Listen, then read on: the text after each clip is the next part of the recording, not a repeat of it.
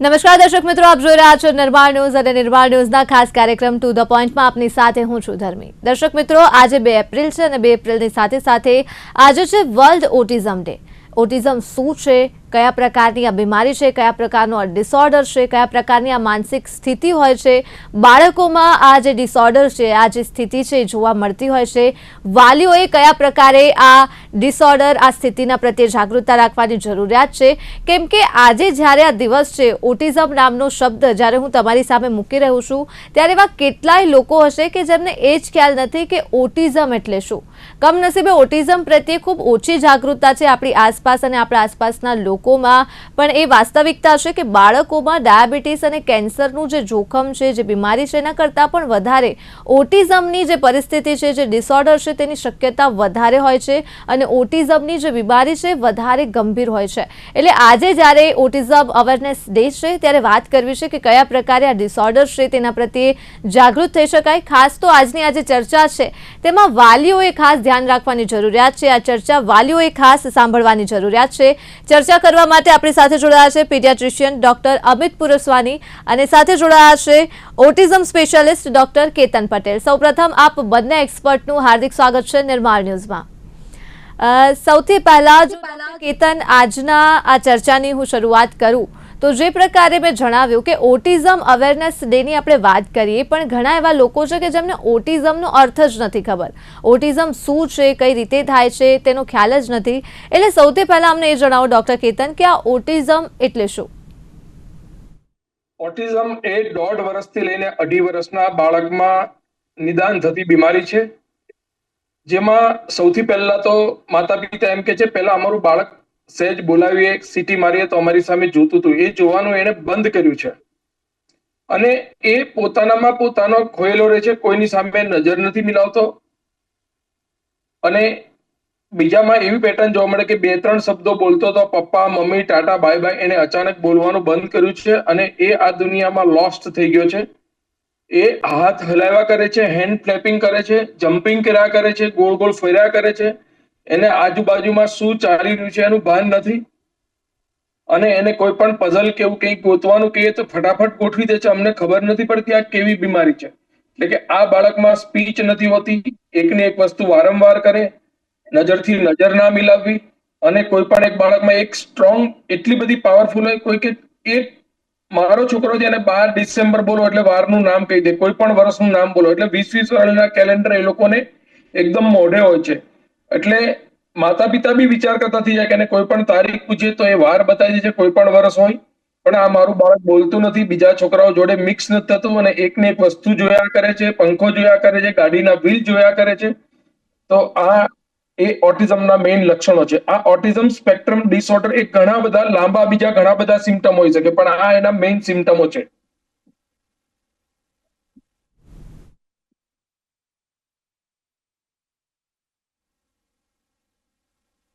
જી બિલકુલ. ડોક્ટર અમિત, જો વાત કરીએ જે પ્રકારે આપણે આ ચર્ચા કરી રહ્યા છીએ ઓટિઝમ વિશે, જો વાલીઓએ જાણવું હોય કે કેમ કે ઓટિઝમ વિશે ખ્યાલ જ નથી, તો ઘણી વખત એવું બની શકે કે લક્ષણ સામે હોય, બાળકમાં એ દેખાતું હોય, પણ વાલીને જાણ જ ન હોય તો ખબર જ ન પડે કે આ કયા પ્રકારની બીમારી છે, આ શું થઈ રહ્યું છે બાળક સાથે. એટલે એવા પ્રાથમિક, જો પ્રાઇમરી આપણે લક્ષણોની વાત કરીએ તો એવી શરૂઆત ક્યાંથી થાય છે ઓટિઝમની કે જેથી જો શરૂઆતથી જ વાલીઓને જાણ હોય અને તેમનું ધ્યાન જાય તો ક્યાંક એ બીમારીને વધતા અટકાવી શકાય? સૌથી પહેલા જયારે આપણે ઓટિઝમ ને વાત કરીએ તો ઘણા બધા લોકો છે ને મંદબુદ્ધિ બાળકને ઓટિઝમ સાથે જોડતા હોય છે. એ બંને વસ્તુ ખોટી છે. ઓટિઝમ એટલે ડેવલપમેન્ટ જયારે બાળકનું પૂર્ણ રીતે ના થઈ શકતું હોય. આપણે ડેવલપમેન્ટને છે ને એક ડાયમેન્શનમાં નથી જોતા, ભાઈ આ બધું પકડી શકે છે, બધું લખી શકે છે, એ એની ડેવલપમેન્ટ છે કે એનું બધું કામ કરી શકે છે, એની ડેવલપમેન્ટ છે, એવું નથી હોતું. આપણે છે ને ડિવાઈડ કરતા હોઈએ ડેવલપમેન્ટને કે સોશિયલ ડેવલપમેન્ટ કેવું છે બાળકનું, ફિઝિકલ ડેવલપમેન્ટ કેવું છે, મસ્ક્યુલર ડેવલપમેન્ટ, એટલે મલ્ટિપલ ડાયમેન્શન્સમાં આપણે વાત કરતા હોઈએ છીએ. ગ્રોથ કેવી છે બાળકની, વેટ ગેઇન કેવું છે. એટલે આપણે જ્યારે ઓટિઝમની વાત કરીએ તો આવા બાળકોને કોઈ સમજણ માં તકલીફ નથી હોતી, એવું નથી કે સમજી નથી શકતા, પણ એમની સમજવાની પ્રક્રિયા અલગ હોય છે આપણા કરતા. અને અત્યારે પહેલા જેમ આપણે ઓટિઝમ વિશે વાંચતા હતા તો 7 પ્રકારના અલગ અલગ જાતનો ઓટિઝમ આવતા હતા. જેમ માઇલ્ડ થી લઈને સિવિયર કેનર સિન્ડ્રોમ છે, જે સૌથી બેઝિક આપણે કહીએ કે તો ક્લાસિક ઓટિઝમ કહીએ તો એમાં બીજી કોઈ તકલીફ બાળકને હોતી જ નથી. જેમ અત્યારે ડોક્ટર સાહેબે કીધું આપણને કે ખાલી એમને નજરો મિલાવવામાં તકલીફ પડે, એમને કોઈ વાલી જોડે કમ્યુનિકેટ કરવામાં તકલીફ પડે. ઘણા બધા કેસીસમાં તો આપણે જોતા હોઈએ છીએ લેંગ્વિસ્ટિક ડેવલપમેન્ટ બી બહુ સરસ હોય છે, બોલી બી બહુ જ સરસ શકે છે, પણ જ્યારે કમ્યુનિકેટ કરવાની વાત આવે પ્રોપર કમ્યુનિકેશન બાળક કરી શકતો નથી. એટલે autism start from just not being able to be social, જે સાદા ક્લાસિક ઓટિઝમ્સ હોય છે જે બીજા માઇલ્ડર ફોર્મ્સ થી ત્યાંથી થઈને ન્યુરોલોજીકલ ડિસ્પેરમેન્ટ સાથે બી ઓટિઝમ્સ હોય છે, જેમાં ઘણા બધા ડેવલપમેન્ટલ ડિલે જોવા મળતા હોય છે બાળકને. હવે વાત કરીએ કે આ થતું કેમ હોય છે ઓટિઝમ, તો ઓટિઝમ આપણે ઘણા બધા કારણ હોય છે ઓટિઝમ થવાના. જેમ અત્યારે આપણે જોતા હોઈએ તો વોલ્યુમમાં ઓબેસિટી વધી ગયેલી છે. આપણે ઘણા બધા છે ને 35 ના એજ પછી કન્સીવ કરતા હોય છે.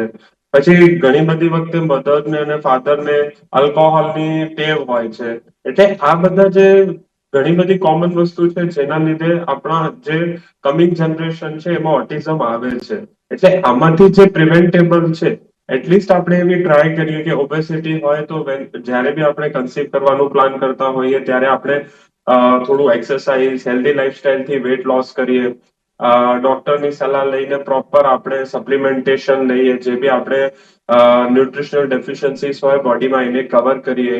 પ્લસ એની સાથે સાથે કોઈ આપણને ટેવ હોય જેમ આલ્કોહોલ છે, સ્મોકિંગ છે, ટોબેકોની કોઈ બી ટેવ હોય તો એ ટેવને આપણે પહેલા લડીએ આપણા તરફથી, પછી આપણે કન્સીવ કરીએ બાળકને. તો જેનાથી કેવું થાય કે જે બાળક છે એમાં ઓટિઝમ થવાના ચાન્સીસ કમ્પેરેટિવલી ઓછા થઈ જતા હોય.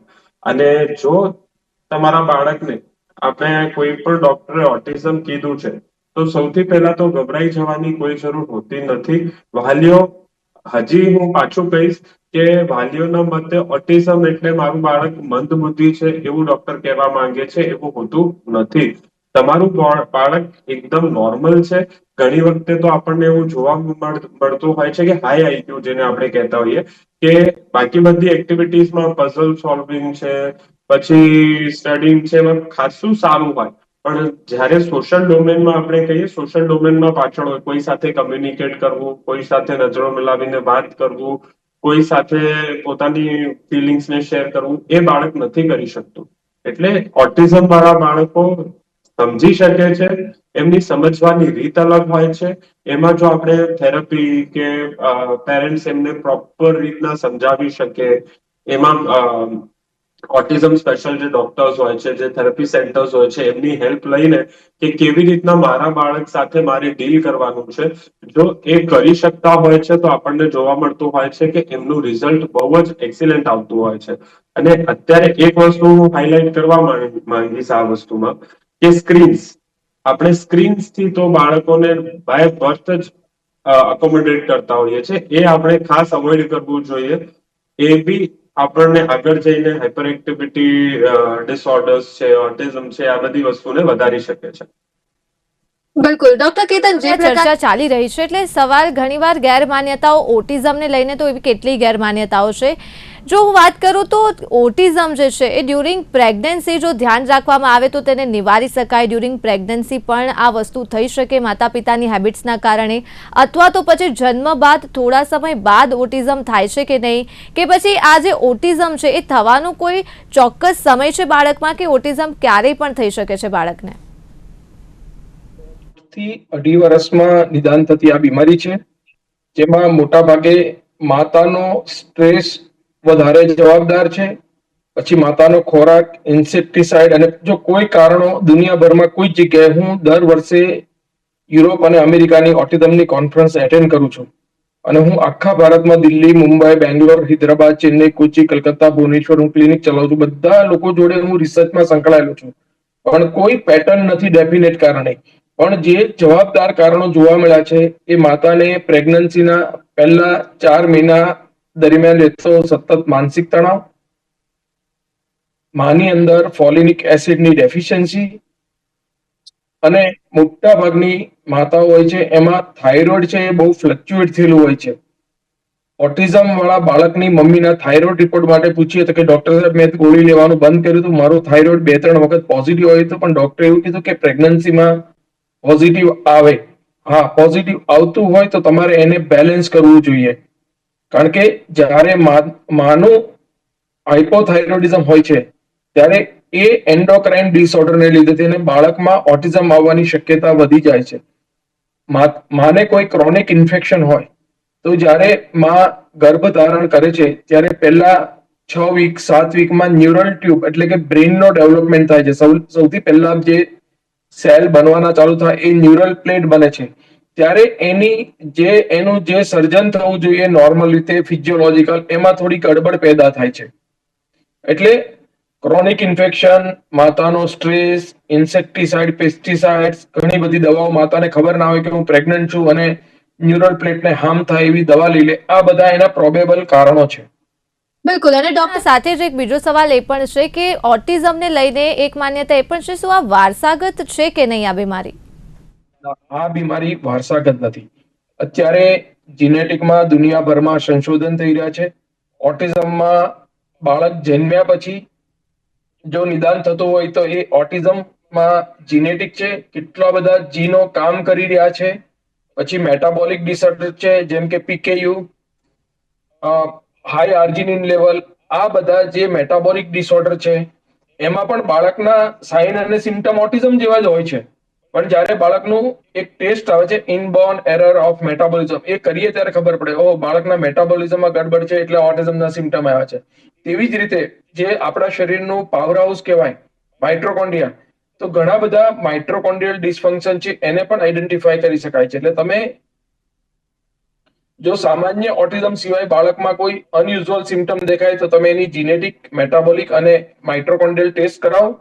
હવે બહુ જ સસ્તા થાય છે, તમે ગભરાવ નહીં, અને એનાથી તમારા બાળકને ટ્રીટમેન્ટ માટેના રસ્તાઓ ખુલશે.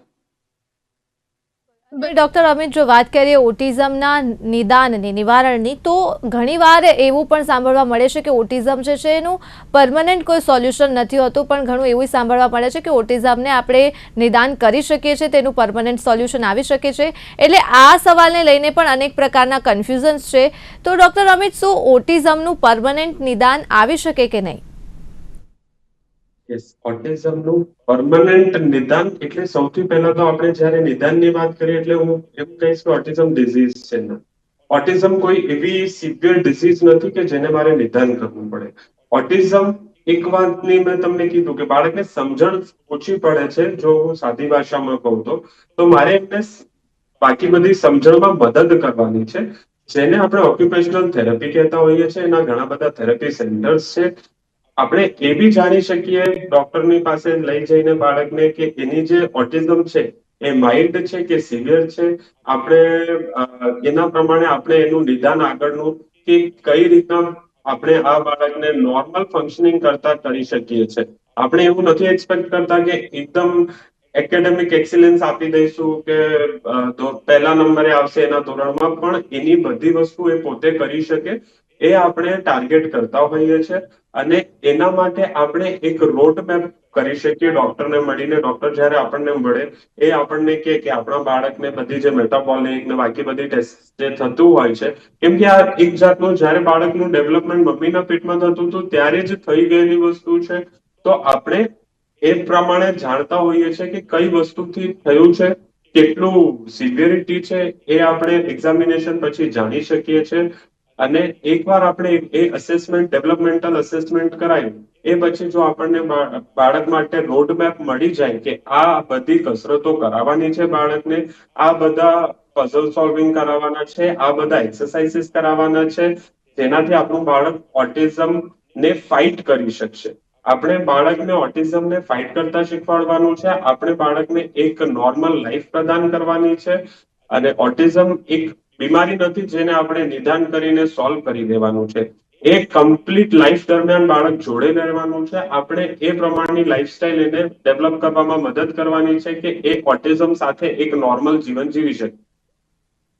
બિલકુલ. ડૉક્ટર કેતન, જો ડાયટ અને એક્સરસાઇઝની વાત કરીએ તો જે ઓટિઝમની જ્યારે વાત આવે છે તો ડાયટ અને કસરત કરવાથી એક્સરસાઇઝથી કેટલો ફરક પડી શકે છે ઓટિઝમ પર, અને ખાસ કરીને કયા પ્રકારનું ડાયટ અથવા તો એક્સરસાઇઝ કરવી જોઈએ, બાળકો પાસે કરાવવી જોઈએ જેથી ઓટિઝમમાં થોડી રાહત મળે? મેં જેમ બતાવ્યું તેમ ઓટિઝમમાં ઘણા બધા મેટાબોલિક ફેક્ટરો ભાગ ભજવતા હોય છે. તો અત્યારે જે રિસર્ચ ચાલી રહ્યું છે એ gluten free, casein free, sugar free diet, એટલે કે ઘઉં અને જવની વસ્તુની, એમાં રવો મેંદો આવી ગયો, બ્રેડ, બિસ્કિટ, પાવ, પીઝા, રોટી, ઘઉં અને જવની વસ્તુ ના આપો, દૂધ અને દૂધની બનાવટ ના આપો, ખાંડનું ગળ્યું, ગોળનું ગળ્યું, મધનું ગળ્યું બંધ કરો, એટલે તમારા બાળકમાં 120 દિવસમાં સુધારો જોવા મળે. આ ઓટિઝમ પાછળનું એક સાયન્સ છે કે આ લોકોને ગ્લુટીન અને કેસીન બંધ કરવાથી એમના બોડીમાં જે ટોક્સિક સબસ્ટન્સ છે તે નીકળવાનું ચાલુ થાય છે. અને આ વિશે આખા યુરોપ, અમેરિકામાં બધે સ્ટડી થઈ રહી છે. મેં 20 વર્ષ પહેલા જે બાળકને કીધેલું કે ગ્લુટીન free, casein free, sugar free diet આપજો, પછી મને ઘણા બધા વર્ષે મળી જાય, ડોક્ટર તમને તમારી દવા નહોતા લઈ શક્યા પણ અમે ડાયટ કર્યો હતો અને અમારા બાળકને દોડાવ્યું હતું. આજે અમારું બાળક સ્કૂલમાં જઈ રહ્યું છે, કોલેજમાં જઈ રહ્યું છે, નોર્મલ છે, કોઈ બિહેવિયર ઇસ્યુ નથી. સાથે વાત કરીએ એક્સરસાઇઝની, તો ગુજરાત યુનિવર્સિટીમાં જ્યારે સ્ટુડન્ટનું મારા અંડરમાં પીએચડી ચાલતું હતું ત્યારે અમે લોકોએ 117 સેમ્પલિંગનું સીરમ ક્રિએટાઇનિન કર્યું હતું. તો સીરમ ક્રિએટાઇનિન અને આખા બોડીના બ્લડ રિપોર્ટ, તો આ બધામાં સીરમ ક્રિએટાઇનિન આ લોકોનું લો હતો. એટલે હું સતત બીજા ડોક્ટરો જોડે સંપર્કમાં આવું છું, એટલે જે ક્રિએટાઇનિન ઉપર કામ કરતા ડોક્ટરને પૂછું સીરમ ક્રિએટાઇનિન કેમ લો છે, તો કે એ લોકોની બ્લડની સિસ્ટમમાં, આર્ટરિયલ અને વેનસ સિસ્ટમમાં ઓબ્સ્ટેકલ હોય છે ફંગસ અને ઈસ્ટના ઓટિઝમમાં. એટલે આને દોડાવવાથી, gluten free, casein free, sugar free diet આપવાથી એનું પ્રમાણ ઘટે છે, બાળકમાં ઓક્સિજનેશન વધે છે. જ્યારે ઓક્સિજનેશન વધે છે ત્યારે બાળકની એન્ઝાયટી ઓછી થાય છે. ઓટિઝમમાં એકદમ એન્ઝાયટી હોય છે. અને બીજી વસ્તુ છે એ લોકોનો ઓક્સિડેટિવ સ્ટ્રેસ. તો આ બે વસ્તુ તમે એકદમ સારી રીતે સારી કરો છો. હું ઘણી બધી વખત એઆઈ નો ઉપયોગ કરતો હોઉં છું કે ભાઈ આ એક્સરસાઇઝ અને ડાયટ કઈ રીતે હેલ્પ કરે. તો કે ડાયટ છે એ એના, તમે જ્યારે એને રનિંગ અને વોકિંગ કરાવો છો ત્યારે એનું સર્ક્યુલેશન બરોબર કરવામાં એસ્ટાબ્લિશ કરે છે. અને એક્સરસાઇઝ એનો ઓક્સિડેટિવ સ્ટ્રેસ રિલીઝ કરે છે, એનું ઓક્સિજનેશન પ્રોપર થાય છે, એટલે સેલ પોતાની એક્ટિવિટી કરી અને બધા જે ઇન્ફ્લામેશન હોય છે એ ઇન્ફ્લામેશન રિડ્યુસ થાય છે. આ બાળકોનું પેટ બગડેલું હોય છે માતાના પેટમાં હોય ત્યારથી, એટલે એને લીકી ગટ સિન્ડ્રોમ કહે છે. તો દોડાવવાથી બાળકના શરીરમાં બનતો ગેસ જે બાળકોને હેરાન કરે છે તે ઓછો થાય છે. અને જ્યારે દવા આપીએ છીએ ત્યારે એનું પેટ સરખું થાય છે. આ બધા જ બાળકોમાં વિટામિન ડી, કેલ્શિયમ અને મિથાઇલ કોબાલામિનની કમી હોય છે.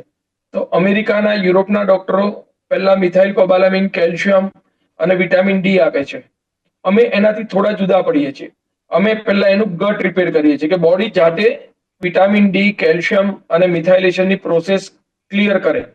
ફેક્ટરીમાં બનેલા વિટામિનથી બ્રેઇન ડેવલપ કરવું એના કરતા કુદરતે નેચરલી પેટમાંથી બનાવેલા વિટામિન અમે લોકો બનાવડાવી, એવી મેડિસિન આપી, એની મિથાઇલેશન પ્રોસેસ કરેક્ટ કરી, એનું એબ્સોર્પ્શન કેલ્શિયમ અને વિટામિન ડી માટે બોડીના સેલ સ્ટિમ્યુલેટ કરી, એટલે વિટામિન ડી નું લેવલ ઓછું આવે, એટલે બાકીની બધી સિસ્ટમ ધીમે ધીમે રિધમમાં આવે છે. મા બાપને જ્યારે દોડાવવાનું અને રનિંગ કરવાનું અને વોકિંગ કરવાનું કહે ત્યારે કહે છે ડોક્ટર સાહેબ 2 મહિના સુધી કઈ નહીં દેખાડો, પણ 3જા મહિનાથી મારા બાળકમાં આઈ કોન્ટેક્ટ એકદમ જબરજસ્ત થઈ ગયો છે. હવે મને કોઈ વસ્તુ જોઈતી હોય તો મને કહે છે કે મને આ જોઈએ છે, 2 શબ્દો બોલે, 1 શબ્દથી બોલવાનું ચાલુ કર્યું છે. તો હું 25 વર્ષથી બાળકોમાં એક્સરસાઇઝ અને ડાયટથી બાળકોને હોમિયોપેથીની મદદથી જ્યારે જરૂર પડે ત્યારે મારી પાસે મારા ઘણા બધા મિત્રો છે. ધારો કે એપિલેપ્સીનો કેસ આવ્યો તો હું મારા મિત્રને કહું છું કે આ એપિલેપ્સી તમે કંટ્રોલ કરો અને બાકી ઓટિઝમના સિમ્ટમ હું કંટ્રોલ કરીશ. બંને દવા આપીએ છીએ, કારણ કે પ્રાઇમરી મોટો એવો હોય છે કે બાળકની એપિલેપ્સી પહેલા કંટ્રોલ કરવી. પછી મેટાબોલિક ડિસઓર્ડર હોય, ધારો કે એ લોકોમાં બાયોટિડિન ડેફિશિયન્સી હોય છે, એક બીટીડી નામનું જીન, તો એમાં ખાલી ફક્ત એક બીટીડી આપવાથી એ બાળકમાં સુધારો જોવા મળે છે બાયોટિડિન આપવાથી. તો તમારા બાળકમાં ઓળખો કે તમારા બાળકમાં કેની ડેફિશિયન્સી છે, કેના લીધે થઈને ઓટિઝમના સિમ્ટમ આવ્યા છે, તેના પાછળ કોઈ મેટાબોલિક રીઝન છે, કોઈ જેનેટિક રીઝન છે કે માઇટ્રોકોન્ડ્રિયલ રીઝન છે, તે જોવો. તમારા બાળકને પહેલા સ્ટેબલ કરો અને પછી થેરાપી આપો. અમે લોકો એમનાથી થોડા અલગ પડી છે. અમે પહેલા બાળકને સ્ટેબલ કરી છે, પછી મા બાપને કહી છે કે તમે તમારા બાળકને પીટીએસડી ના થાય એ રીતે થેરાપી કરાવો. પીટીએસડી એ પોસ્ટ ટ્રોમેટિક સ્ટ્રેસ ડિસઓર્ડર છે. જ્યારે બાળક આ ઓટિઝમ વાળું બાળક હોય છે, એના શરીરમાં ઘણા બધા ટોક્સિન્સ ભરેલા હોય છે, એ લોકોના મગજની અંદર ઇન્ફ્લામેશન હોય છે, એ લોકોનું પેટ બગડેલું હોય છે, એ લોકોનો મેલ હોર્મોન હાઈ હોય છે, એટલે એ લોકો ફોકસ નથી કરી શકતા. એટલે તમે આ બધું બેલેન્સ કરો. બાળકમાં જ્યારે શીખવાની શક્તિ ચાલુ થાય ત્યારે તમે એની થેરાપી કરાવડાવો, અને તમે એને 10-12 મહિના પછી વિટામિનની તમે બધી પ્રોસેસ કરેક્ટ કર્યા પછી કોઈ પણ વિટામિન ઓછું રહે તો તમે મિનિમમ 1 કે 2 વિટામિન આપો. તમે બધા જ વધારે પડતા વિટામિન ના આપો, કારણ કે હાઇપર વિટામિનોસિસ એટલે કે વધારે પડતા જે વિટામિનો છે એ જરૂર કરતા વધારે નુકસાન પહોંચાડે છે. એટલે ક્યારેક ઓલરેડી બાળક તકલીફમાં છે તો તમે તમારા બાળકની તકલીફ ના વધારો. બિલકુલ. અને ડોક્ટર, છેલ્લે એક સવાલ કે જ્યારે ઓટિઝમની વાત આવે છે તો જે પ્રકારે આગળ આપણે ચર્ચા કરી, ડોક્ટર કેતને પણ જણાવ્યું કે બાળકોમાં એન્ઝાયટી વધારે જોવા મળે છે. એન્ઝાયટી એક મુદ્દો છે જ, એ ઓટિઝમ ધરાવતું બાળક હોય કે ન હોય. તો જ્યારે આ પ્રકારનું કોઈ પણ ડિસઓર્ડર ડિટેક્ટ થાય ત્યારે બાળકને કયા પ્રકારે એન્ઝાયટીથી બચાવી શકાય? આ પ્રકારનું જે બાળક હોય કે જેનામાં ઓલરેડી કોન્ફિડન્સ ઓછો હોય, તો ત્યારે બાળકને કયા પ્રકારે મેન્ટલી સપોર્ટ કરી શકાય? અને એનાથી પણ વિશેષ વાલીઓએ જાતે પણ પોતે મોટિવેટ થઈને રહેવું પડતું હોય છે, પોઝિટિવ રહેવું પડતું હોય છે. ઘણા વાલીઓ ભાંગી જતા હોય છે માનસિક રીતે જ્યારે તેમને જાણ થાય કે એમના બાળકમાં આ ડિસઓર્ડર છે. તો આ પ્રકારની પરિસ્થિતિમાં પેરેન્ટ્સ અને ચાઇલ્ડ બંને કઈ રીતે મેન્ટલી જે છે સ્ટેબલ રહી શકાય? સૌથી પહેલા તો આપણે જ્યાંથી ડાયગ્નોસિસ, જેમ આપણી વાત થઈ છે, પહેલા ડોક્ટર કેતન સાહેબે બી આપણને જણાવ્યું કે 1.5 થી 2 વર્ષે જ્યારે ડેવલપમેન્ટ થતું હોય બાળકનું, ત્યારે જ્યારે ડોક્ટર એક્ઝામિન કરે ને ત્યારે તમને ઓટિઝમ જણાવતું હોય છે. પણ અત્યારે વાલીઓ પહેલાથી જ, હું જોઉં છું મારા ક્લિનિકમાં ડે ટુ ડેમાં, કે મોબાઈલ બતાવી દેતા હોય. 6 મહિનાના બાળકને મોબાઈલ બતાવતા હોય, 2 મહિનાના બાળકને મોબાઈલ બતાવી દેતા હોય છે. એ એક બહુ મોટું કારણ હોય છે બાળકોમાં એન્ઝાઇટી ડેવલપ થાય છે એનું. પ્લસ એની સાથે સાથે આપણે છે ને અત્યારે આપણી રૂટ્સ થી દૂર જઈ રહ્યા છીએ. આપણે આજે આપણું ફૂડ હોય તો એમાં બી આપણે વેસ્ટર્ન જઈ રહ્યા છીએ. આપણે સ્ક્રીન્સ નો યુઝ વધારેમાં વધારે કરી રહ્યા છીએ. જેમ આજથી 20 થી 30 વર્ષ પહેલા મને યાદ છે કે બધી જગ્યાએ સ્વાધ્યાય કરીને થતું એક બધા જ બાળકો માટે, જેમાં બધા જ બાળકો ભરાય, બધા જ બાળકોને કસરત કરાવવામાં આવે, બધા જ બાળકોને એક્ટિવિટી કરાવવામાં આવે, ગ્રુપ એક્ટિવિટીઝ કરાવવામાં આવે. તો આવી બધી એક્ટિવિટીઝ થી જો બાળપણથી જ બાળકને નાખવામાં આવે તો એની સોશિયલ એન્ઝાઇટી દૂર થાય બાળકની, બાળક થોડું સોશિયલ થાય. બાળકને સ્ક્રીન થી દૂર રાખવામાં આવે તો એને આ બધી વસ્તુઓ, જેમ હાઇપર એક્ટિવિટી છે, એન્ઝાઇટી છે, એ બધી વસ્તુઓથી આપણે દૂર રાખી શકીએ. પ્લસ પેરેન્ટ્સ નું બી જો સ્ક્રીન યુસેજ લિમિટેડ હશે તો બાળક પણ એ જ શીખવાનું છે એમની પાસેથી. પ્લસ એમની પોતાની બી એન્ઝાઇટી ઓછી રહેશે. એ આપણે બધા જ જાણીએ છીએ કે screen usage is directly related to anxiety. એટલે એ ખાસ પેરેન્ટ્સ અને બાળક બંનેને આપણે સ્ક્રીનથી દૂર રાખવાની જરૂર છે. આપણે એક પૌષ્ટિક આહાર, બેલેન્સ્ડ મીલ બાળકને બી આપવાની જરૂર છે અને પોતે બી લેવાની જરૂર છે. આજે ઝોમેટો અને સ્વિગીના જમાનામાં બહુ જ ઇઝી એક્સેસ થઈ ગયું છે બધા જંક ફૂડ ને ફાસ્ટ ફૂડ માટે. તો આપણે એક ઘરે પૌષ્ટિક આહાર બને, જેમાં સારી માત્રામાં પ્રોટીન્સ હોય, જેમ દાળ છે. આપણું જે ટ્રેડિશનલ ગુજરાતી કે ઇન્ડિયન ફૂડ છે, has everything. It has all the minerals, it has all the micro minerals, it has all the vitamins. એટલે પ્રોપર સબ્જી, રોટલી, દાળ, ભાત, શાક એ આપણે લેતા રહીશું તો આપણે, મને નથી લાગતું કે આવી બધી કોઈ બી એન્ઝાઇટી કે એવી કોઈ બી વસ્તુ આપણા બાળકને તકલીફ પાડશે. એટલે બી આપણને વેસ્ટર્ન તરફ જવા કરતા આપણા જે ટ્રેડિશનલ રૂટ્સ છે એને ફોલો કરવાની જરૂર છે. અત્યારે બધા ટ્રેન્ડ ચાલે છે કે સોફ્ટ પેરેન્ટિંગ કરીને, કે આપણે એકદમ બાળકને સોફ્ટ પેરેન્ટિંગ, એ નહીં માનતો હોય આપણી વાત તો બી એકદમ એને કઈ નહીં કઈ એના હિસાબે ચાલીશું. તો એ એક પોઈન્ટ સુધી, એક હદ સુધી સારું છે, બટ એક પોઈન્ટ પછી એ વસ્તુ બાળક માટે નુકસાનકારક થઈ જાય છે. કેમ કે વાલી તરીકે આપણી ફરજ બને છે કે જ્યારે ટફ સિચ્યુએશનમાં આપણું બાળક મુકાય ત્યારે એને કેવી રીતના ફેસ કરવાનું છે એ આપણે નાનપણથી જ શીખવાડીએ. એટલે આપણે જો નાનપણથી જ એને એક પૌષ્ટિક આહાર, સ્ક્રીનથી દૂર રાખીશું, એને એન્ઝાઇટીને કેવી રીતના ફેસ કરવાનું છે, કેવી રીતના ડીલ કરવાનું છે, એ જ એમને સમજાવીશું. બીજું, એમને સોશિયલ ઇન્ટરેક્શન માટે બહાર ગાર્ડન્સમાં, સોસાયટીની ગેધરિંગ્સમાં એ રીતના લઈ જઈશું. બધા રોજ સવારે કસરત કરવા લઈ જઈશું, એવી બધી વસ્તુ કરાવીશું બાળકોને, તો આપણે બી એન્ઝાયટીથી દૂર રહી શકીશું અને આપણા બાળકો પણ એન્ઝાયટીથી દૂર રહી શકશે. ખૂબ ખૂબ આભાર ડોક્ટર અમિત, ડોક્ટર કેતન, આપ બંને એક્સપર્ટનો અમારી સાથે જોડાવા બદલ અને ચર્ચા બદલ ફરી એક વખત આપનો આભાર. તો દર્શક મિત્રો, જે પ્રકારે આજે ચર્ચા કરી છે, આશા રાખે કે ખાસ કરીને ઓટિઝમ જે ડિસઓર્ડર છે તેમાં ખાસ માતા પિતાએ મેન્ટલી સ્ટેબલ રહેવાની વધારે જરૂરિયાત છે અને જે પ્રકારે બાળકોમાં જ્યારે પણ આ પ્રકારનું ડિસઓર્ડર ડિટેક્ટ થાય છે તો ડર્યા વગર આ ડિસઓર્ડરને કઈ રીતે તેની સામે લડવું અને કયા પ્રકારે બાળકને મેન્ટલી સ્ટેબલ રાખવું તે તરફ વધારે કામ કરશો તો ક્યાંક ને ક્યાંક આ પ્રકારનો જે ડિસઓર્ડર હોય છે, જે સ્થિતિ હોય છે તેને પણ હરાવી શકાય છે. હાલ મને આપશો રજા. નમસ્કાર.